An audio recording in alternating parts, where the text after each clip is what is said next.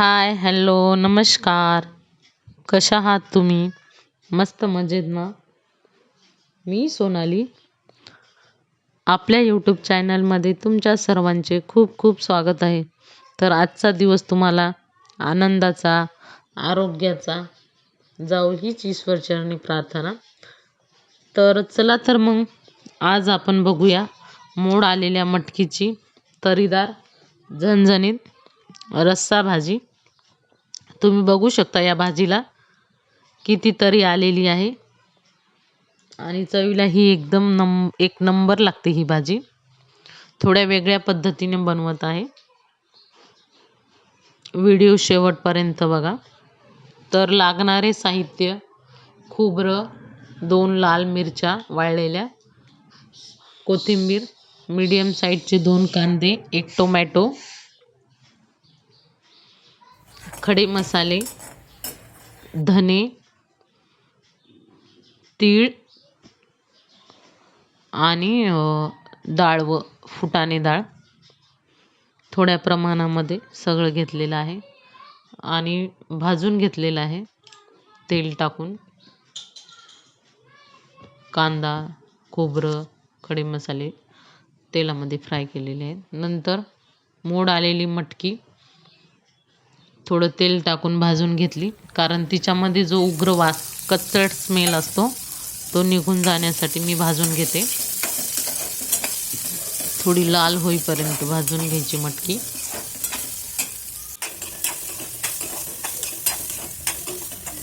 नंतर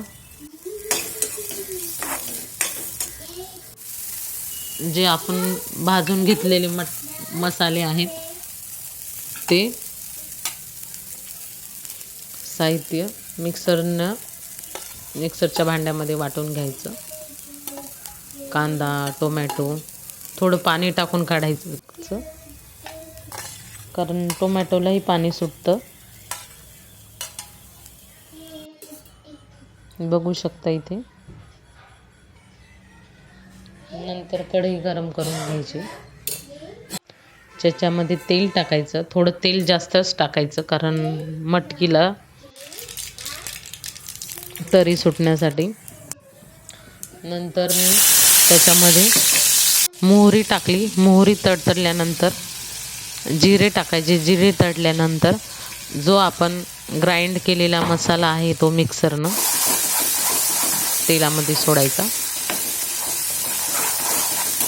बघू शकता इथे